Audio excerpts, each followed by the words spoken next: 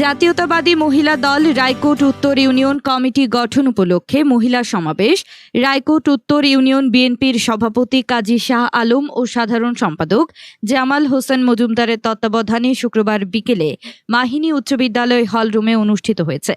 এতে প্রধান অতিথি হিসেবে উপস্থিত ছিলেন উপজেলা বিএনপির সভাপতি আলী আক্কাস চেয়ারম্যান। প্রধান বক্তা উপজেলা বিএনপির সাংগঠনিক সম্পাদক মিজানুর রহমান।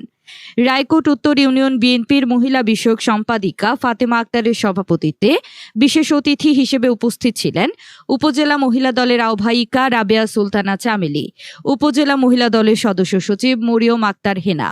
এছাড়া উপস্থিত ছিলেন উপজেলা বিএনপির সহসভাপতি জাফর আহমেদ মোল্লা, রায়কোট উত্তর ইউনিয়ন বিএনপির সহসভাপতি আবুল কালাম মেম্বার, রায়কোট উত্তর ইউনিয়ন যুগ্ম সাধারণ সম্পাদক ইলিয়াস ভূঁইয়া, ইউনিয়ন বিএনপির কোষাধ্যক্ষ ইউসুফ মোল্লা, মাহবুব মোল্লা, ওয়ার্ড সভাপতি মফিজ মোল্লা, ইসরাফিল মেম্বার হাফেজ আব্দুর রহিম, সায়েদ মাস্টার, ৭ নং ওয়ার্ড সাধারণ সম্পাদক আবুল কালাম, জিয়াউল হক জিয়া, মাহমুদা আক্তার মজুমদার, ৭ নং ওয়ার্ড মহিলা দল রুমা আক্তার, ৫ নং ওয়ার্ড মুন্নি আক্তার, ২ নং ওয়ার্ড ফাতেমা আক্তার মনি, ১ নং ওয়ার্ড মাহমুদা মজুমদার সহ আরও অনেকে উপস্থিত ছিলেন।